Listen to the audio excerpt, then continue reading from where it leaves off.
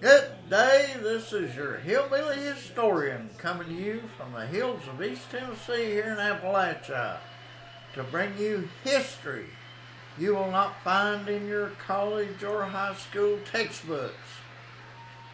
Today, on this warm May day, reaching almost 90 degrees, beautiful, beautiful, beautiful weather. Not good for the farmers, not enough rain. But beautiful for the boaters out on North Lake and Pickett State Park Lake and all those. It's wonderful for them. But today I want to talk about somebody, one of the most interesting people in American history. I love to talk about these people who do not get even a paragraph in your high school or college textbooks, but yet contributed hugely to the history of our nation. And today's character is going to be a real, true character. His name was Marcellus Clay. Cassius Marcellus Clay. Not the boxer who came out of Louisville in the early 60s. We're talking about pre-Civil War. Cassius Marcellus Clay, a white man, who was a namesake for the boxer that came out of Louisville in the early 1960s, a name which that boxer rejected for an Islamic name, Muhammad Ali. But until he won the heavyweight championship, he was known as Cassius Clay, the mouth of the South. But we're talking about a guy who made the name internationally famous, Cassius Marcellus Clay. Now, as a young man, he was impressed by Jim Bowie and Jim Bowie's knife. So he took up fighting with Jim Bowie's knife, and he fought duels all over the South and Southwest, and he made that knife famous. He even wrote, I think, a couple of books on how to fight with a Bowie knife. In fact, it was Cassius Marcellus Clay that extended the fame of Jim Bowie and his knife. Of course, Jim Bowie got famous because he was one of the people who was in command at the Alamo, butchered by the Mexican murderers under the leadership of Santa Anna, who in turn himself did not do too well when Sam Houston dragged him all the way across the southern part of Texas and then whooped his tail there at San Jacinto. But anyway, Cassius Marcellus Clay traveled all over the South, Southwest, fighting duels with this Bowie knife. He loved the Bowie knife, and he always got people to challenge him to a duel, which permitted him to choose weapons, and he always chose his Bowie knife. And and he was very, very prolific with the use of this knife. And we do not know how many people he injured and subsequently killed with his Bowie knife, but there was a lot. And we'll get into more of that later. But anyway, he decided to go to Kentucky, and he was kin to the Clays of Kentucky, Henry Clay, and there'll be more about that later. But he went to an area between Richmond, Kentucky, the county seat of Madison County, which is south of the Kentucky River, and he chose some land between Richmond and the Kentucky River to build his plantation. He even run some settlers off of that land, took it away from them, threatening them with his Bowie knife, and he drove them off the land and created a huge plantation which he named Whitehall.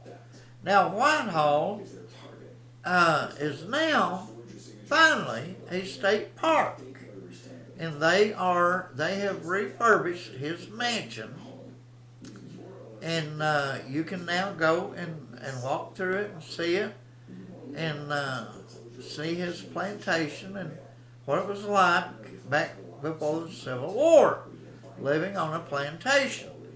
And of course Clay, he really was kind of an abolitionist. He really didn't like having slaves.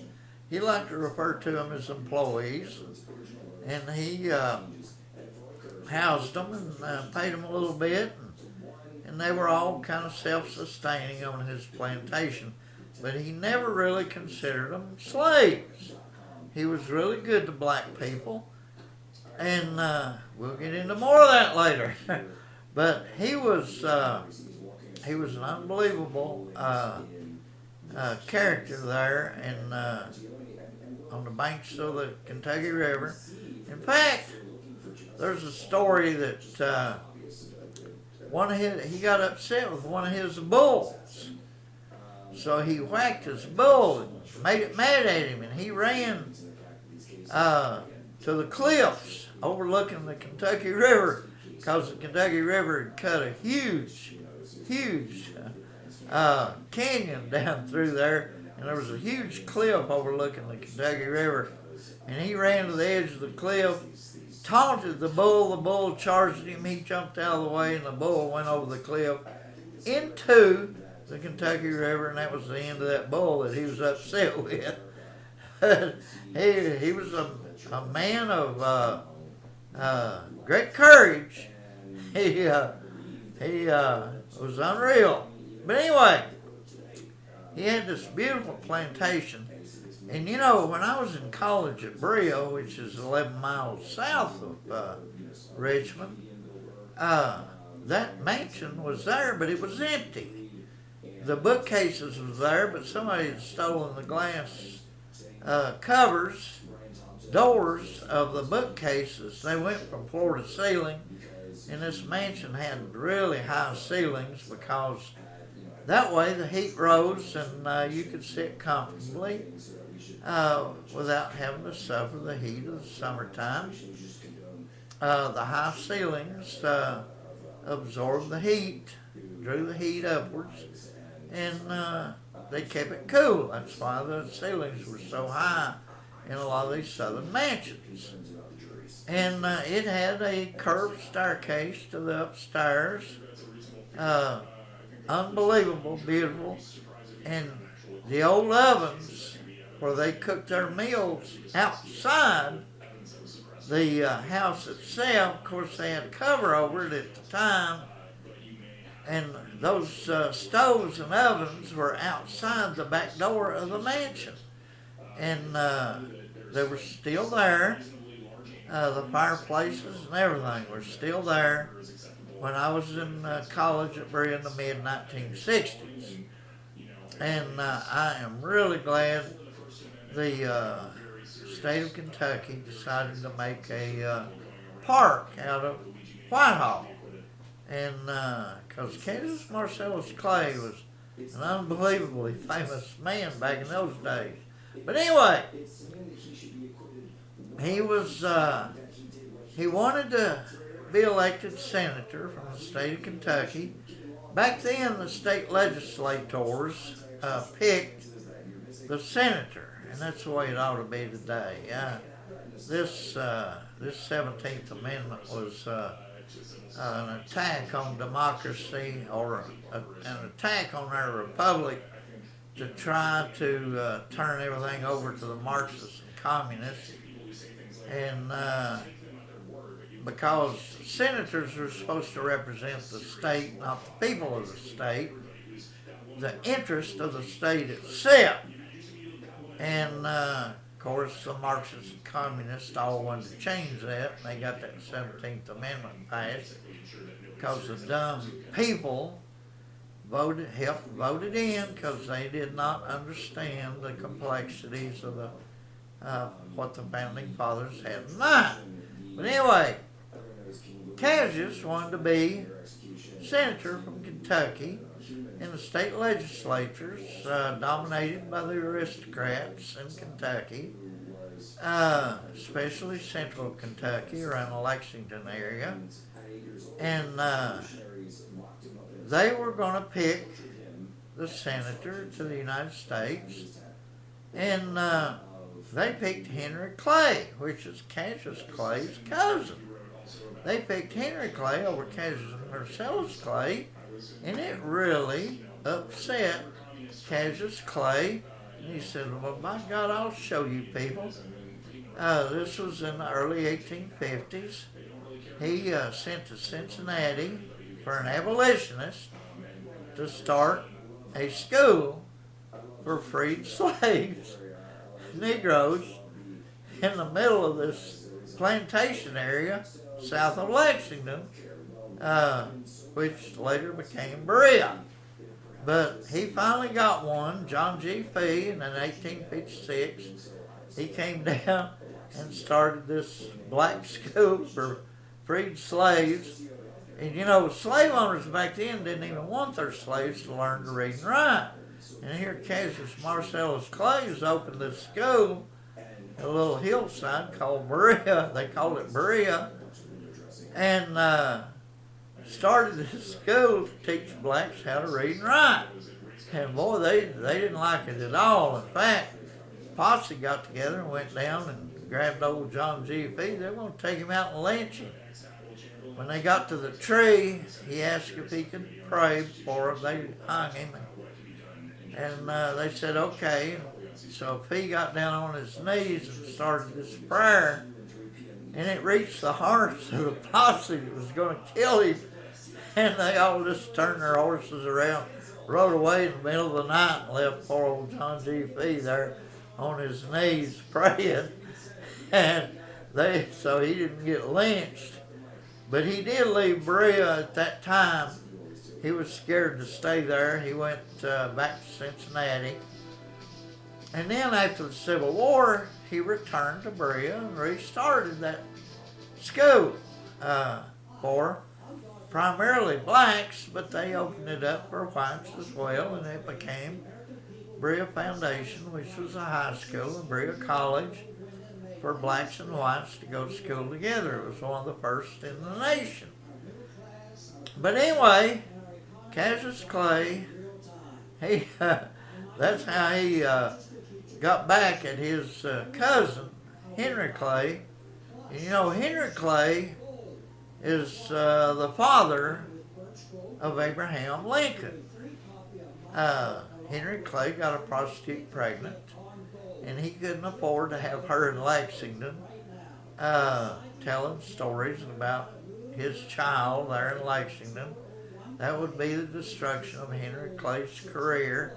So he paid a guy by the name of Tom Lincoln to marry this prostitute and be the father of this son. And he required them to move into the western area of Kentucky. And they did. They moved westward. And that's why Lincoln was born in a little cheap log cabin, little one-room log cabin in the western frontier of Kentucky. And then when Henry Clay started being talked about as a candidate for President of the United States, rumors started getting out that he had this son living in a log cabin out in the wilds of western Kentucky. So he made sure Tom moved out of Kentucky to Springfield, Illinois, which was a very wild frontier at that time. Built another log cabin up there in Springfield, Illinois, which became the capital of Illinois. And paid Tom, kept paying. My understanding is he paid Tom Lincoln $100 a month to make these moves. And $100 a month in the early 1800s was a lot of daggum money. So Tom Lincoln was being paid $100 a month, so he didn't have to work or anything. He just had to keep building these log cabins. And so he moved to Springfield, Illinois. But Henry Clay never became president of the United States, but he was seriously considered there for a while. But anyway, Civil War broke out. And Cassius Clay, being Unionist thinking and pro-Union and anti-slavery, he, as a lot of wealthy aristocrats did, he built his own regiment.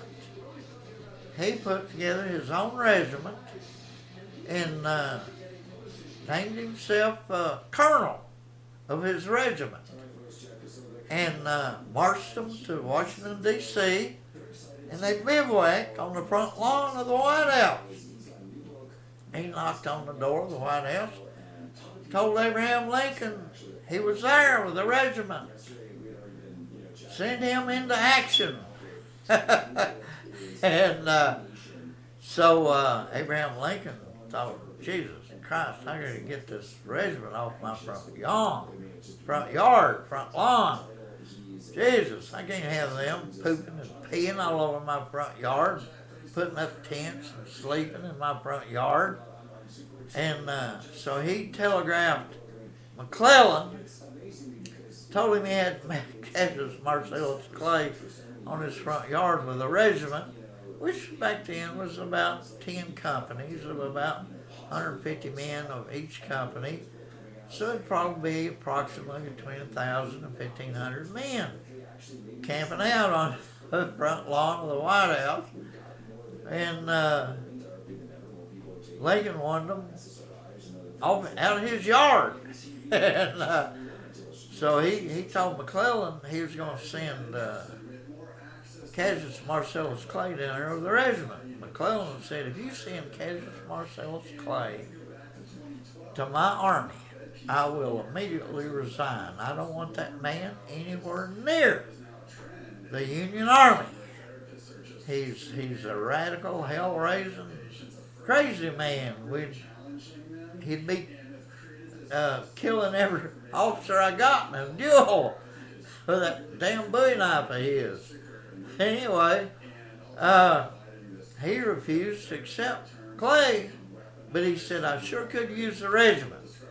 Because McClellan was one of those who, for some reason, thought the Southern Army was 4 times bigger than it really was. And all he was interested in was trying to get an army big enough to compete with them. His intelligence coming out of the South was not very good, and McClellan was scared to death of the Southern Army. And they had already lost a battle or two by the Southerners, so he wanted as many troops as he could get, but he didn't want Cassius Marcellus Clay. And so Lincoln thought, well, what'll I do with him? Well, I'll offer him an ambassadorship. And Clay accepted. He wanted England, but that was already taken. The top 3 posts back then was England, Spain, and then Russia in that order. And he had already had somebody in mind for Spain and England, but he offered Clay the ambassadorship to Russia, and Clay accepted. And he went to Russia and acted as the ambassador. And while he was ambassador over there, he got the Tsar to send his navy to help the Union Navy blockade the South. So he did a good job there, but he started fighting duels with all these aristocrats over there, and he always worked it out to where he got to pick the weapons, and it was always the Bowie knife. And these poor old aristocrats over in Russia didn't know how to fight with a Bowie knife, and he was butchering them, one right after another. And finally the Tsar said, that's enough. And he told Lincoln, if you don't get Clay out of Russia, we're going to go to war. The United States and Russia will go to war. You've got to remove him. So Lincoln did. He pulled him back out of Russia, and Clay went back to his. The war was about over by then. Well, I think it was over by then, and he went back to Whitehall there in Richmond, Kentucky. But he left a pregnant, aristocratic pregnant woman behind. And of course, Clay, after the Civil War, he was real big around that area with the aristocrats and everything. And they were having a party one night on Saturday night there at Whitehall. Had a lot of guests. You know, they drove there by carriage from all over central Kentucky. And they would eat and drink and dance and stuff until wee hours of the night. Some people would spend the night. Then they would ride home the next day on Sunday. But anyway, while they were all out on the veranda drinking and toasting each other, and the women were out there trying to cool down from their dancing and everything, this carriage pulled up in front of the mansion there at Whitehall, and this woman got out draped in black. She had a black veil, a big long black dress, ground level in those days, and she had this little 7-year-old boy in her by her hand. And she walked that little boy up to the veranda, right up to Cassius Clay, and said, "Mr. Clay, I have returned your son. Here he is." And she handed him over, and she turned and got back in the carriage and left. Well, Mrs. Clay packed her bags and left that night. That was a big embarrassment. This child from this Russian woman being brought to Kentucky and presented to Clay there on the veranda in front of all the neighbors and friends. And that was embarrassing to her, so she packed up and left. But anyway, he kept this boy, raised him, taught him how to fight with a Bowie knife. And when the boy was about 20, 21 years old, he got in a Bowie knife fight with 3 ruffians in the street of Richmond, Kentucky. He killed 2 of them before the third one finally killed him. And Clay was proud of the fight his son put up, thought he did real well, and that was the end of the Russian son. So, but anyway, he lived there at Whitehall, began to age, and when he was in his mid-80s, he moved a 16-year-old girl in with him. And of course, her parents were very upset. And they went to the sheriff, wanted their daughter out of there. So the sheriff put together a posse of about 30 men, and they rode out there to retrieve this child from Cassius Clay's possession, from his mansion.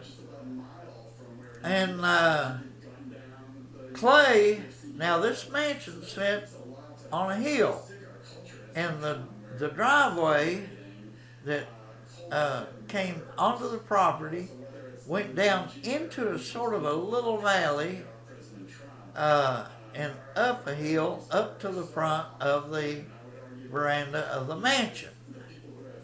Of course, it was all gravel road in those days, and it circled in front of the mansion, as most of them did in those days.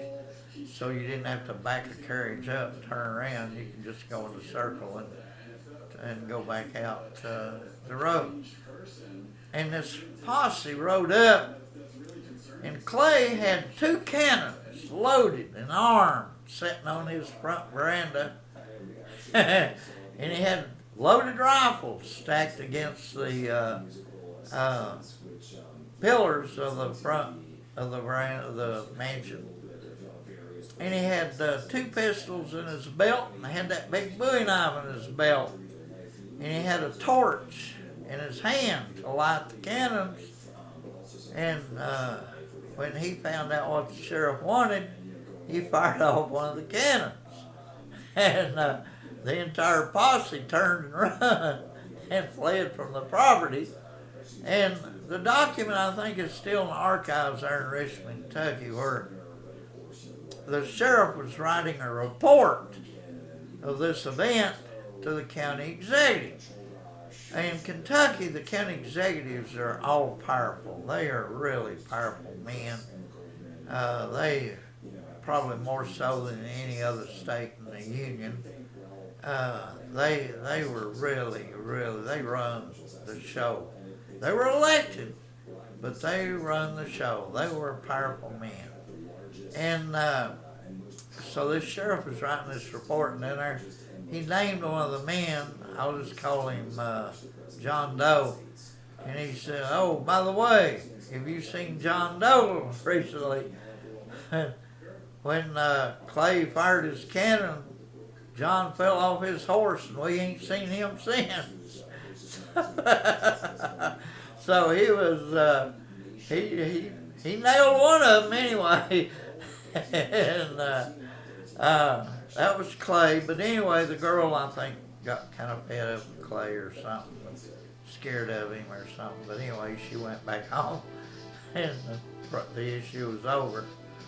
But then, when he was in his 90s, I think he was 92, 93 years old, he had a black man that acted as his butler and waiter. It wasn't a slavery thing. This was way after the Civil War. He was a freed man, but he lived there and took care of Clay, took care of his needs and everything. But anyway, he showed up in the sheriff's office there in Richmond, and 3 ruffians came to rob Clay. And the sheriff got a couple of deputies together, and they rode out there. And when they got there, they found one who had been disemboweled, crawled out in the front yard and bled to death out there in the front yard. They found a second one that had been gutted, wide open, laying on the front veranda, bled to death there. And when they entered, the front door was open, they entered the house, and they could see Clay in a rocking chair in front of the fireplace. And his head was down. They were scared that he was dead. They went over, but he was asleep. And had that bloody bowie knife in his lap, sitting in that rocking chair in front of that fire. And that third man was dead on the hearth of the fireplace there in front of Clay's rocking chair. So he, with that bowie knife, killed all 3 of those ruffians who came out there to rob him. And that's pretty much the story. You can purchase a book or 2 on Cassius Marcellus Clay. I think one of them was written by a professor at the University of Kentucky, and I'm not sure about the other. But you can purchase a book on Cassius Marcellus Clay. It's not very long. And it's about all of his fist fights and knife fights and stuff. He was a very, very emotional man in politics and around Richmond, and he was quick to challenge people to fights and fist fights and knife fights. And so he was famous for that. He was a very controversial man, very emotional, very opinionated in his belief that there should not be any slaves in America. He believed in the Union, and he fought for the Union. And he was a remarkable man that, regretfully, he's another one you'll never read about in your high school or college textbooks. He was just an absolutely unbelievable man. And so therefore, this is your hillbilly historian bringing you logic, common sense, honesty, truth, uh, everything you need to know about the truth of history and the truth of our nation and its people. It's fantastic people. We have had some of the most fantastic people in this country that you could ever imagine. I mean, just really, really great, great, great people. Frontiersmen, hunters, fishermen, men who, if you missed that squirrel, you didn't eat that night. People like that. So they rifled their guns, their rifles, put rifling in them, patched them and everything to give all the accuracy they could possibly get. This is such a marvelous country, and its history is marvelous. Don't listen to them left-wing nut jobs always talking about stealing the land from the Indians and genocidal behavior of our government and all that crap. No, we had great, great people in this country, great Americans. And these communist Marxists do not want you to know that. So you just listen to the hillbilly historian here from the hills of East Tennessee and Appalachian. You'll get the truth. You'll get the stories of the great people who really, really made this country. But anyway, I am signing off on this really hot May afternoon.